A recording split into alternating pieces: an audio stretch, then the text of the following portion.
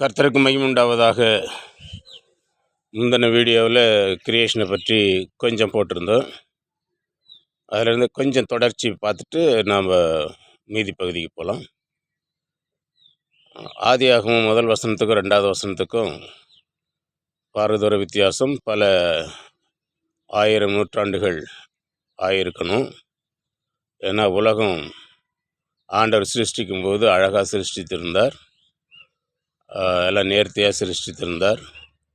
அது ஒழுங்கின்மையாக மாறுறதுக்கும் அது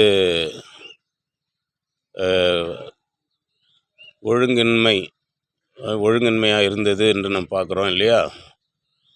அப்போ அதுக்கு என்ன காரணம்னா, சாத்தான்கள் ஒழுங்கின்மையாக மாற்றிடுச்சிங்க. அதனால் தேவன் அதெல்லாம் ஆஃப் பண்ணி போட்டு பல மில்லியன் ஆண்டுகள் அப்படியே விட்டுட்டார். பிறகு தேவனுடைய திட்டம் காலமும் வரும்பொழுது பூமிக்கு வெளிச்சம் உண்டாகுது. அதிலிருந்து தான் மறுபடியும் ஸ்டார்டிங் ஆகுது. வெளிச்சம் உண்டாக கிடவுது அப்படின்னு ஆண்டவர் சொல்கிறார். அதிலிருந்து எல்லா படைப்புகளும் நம்ம பார்க்குறோம். கர்த்தருடைய படைப்புகள் மிக நேர்த்தியாக சிருஷ்டித்ததும், மனுஷனை அழகாக உருவாக்கி, மண்ணிலிருந்து உருவாக்கி தன்னுடைய ஜீவ சுவாசத்தை கொடுத்து ஜீவாத்மாவாக்கி, அவன் வேளா எலும்பிலிருந்து ஒரு பெண்ணை செய்து அந்த பொண்ணுக்கு ஏவாள்னு பேர் வச்சு அவங்கள ஏதேன் தோட்டத்தில் சுகமாக இருக்க உலாவ வச்சுருந்தார். ஏதேன் தோட்டத்தை பண்படுத்த ஆதாமுக்கு காவல் காக்க ஒரு சட்டத்தையும் போட்டிருந்தார். ஆதாம் ஏவாள் பல காலங்கள் அதில் வாழ்ந்திருக்கிறாங்க. அவங்க சாப்பிட்றதுக்கு கனிகளை நிறையா கொடுத்துருந்தார். ஆனால் நன்மை தீமை அறிகிற கனியை சாப்பிடக்கூடாதுன்னு சொல்லியிருந்தார். அதை இந்த பிசாசு பாம்பு ரூபத்தில் ஆதாம் ஏவாளுக்கு எடுத்து அந்த பழத்தை சாப்பிட சொன்னதுனால பாவம் உலகத்தில் வந்துச்சு. மனுஷனுடைய வீழ்ச்சி உண்டாச்சு.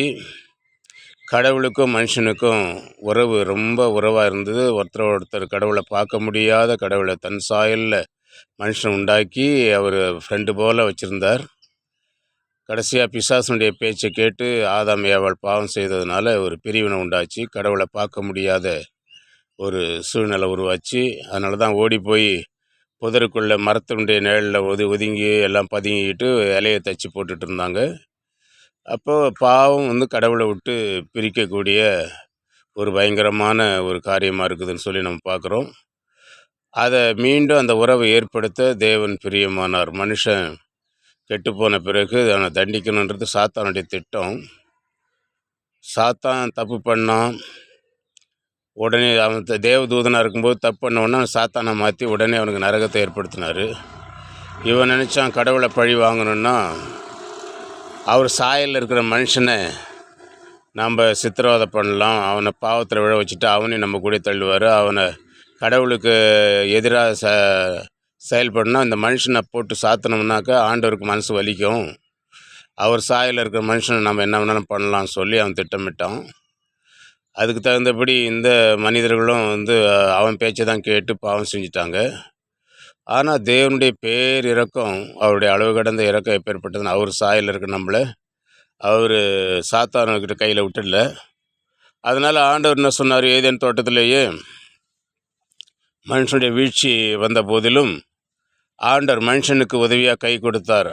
தேவதூதர்களுக்கு உதவியாக கை கொடுக்கலன்னு சொல்லி பிற்காலத்தில் பவுல் எழுதுகிறாரு. தேவதூதனுக்கு உதவியாக கை கொடுக்கல, மனுஷருக்கு உதவியாக கை கொடுத்தாரு அப்படின்னா என்ன அர்த்தம்னா, அவன் தப்பு பண்ண போது அவனை சாத்தான அப்பீலே இல்லாமல் அவனை தண்டிச்சிட்டார்.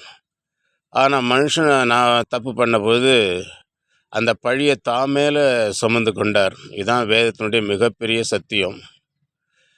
மனுஷன் செய்த தப்பை தான் பேரில் அவர் தான் சுமந்து கொண்டார். அன்றைக்கே ஏதேன் தோட்டத்தில் வாக்கு பண்ணார். மனுஷனுக்கு வாக்கு பண்ணி அந்த வாக்கு தத்துவத்தின்படி 2000 ஆண்டுகளுக்கு முன்பாக ஆண்டவராகிய கர்த்தர், தேவனாகிய கர்த்தர் நம்மளை போல் மனுஷனாக சாயலில் வந்தார். சாயலில் வந்தது மாத்திரம் இல்லாமல் சாவை ஏற்கும் அளவுக்கு, அது சிலுவை சாவியை ஏற்கும் அளவுக்கு கீழ்ப்படிப்பவரானார். பிதாவுக்கு கீழ்ப்படிஞ்சு அவர் சிலுவை மரணத்தை ஏற்றுக்கொண்டார், பிரியமாக ஏற்றுக்கொண்டார். அவர் பிரியத்தோடு ஏற்றுக்கொண்டு அந்த சித்திரவதை அனுபவித்து ரத்தம் சிந்தி அகில உலக பாவங்களையும் எல்லாவற்றையும் போக்கிவிட்டார். எல்லாவற்றையும் போக்கிவிட்டார். இன்றைக்கு நமக்கு ஒரு பெரிய பாக்கியம் என்னன்னு கேட்டால், ஆண்டவராகிய இயேசு கிறிஸ்துவை ஏற்றுக்கொள்ளுகிறவர்கள் எத்தனை பேரோ அத்தனை பேரும் அவர் பிள்ளைகளாகிற உரிமையை கொடுத்துருக்கிறார் ஆண்டவர்.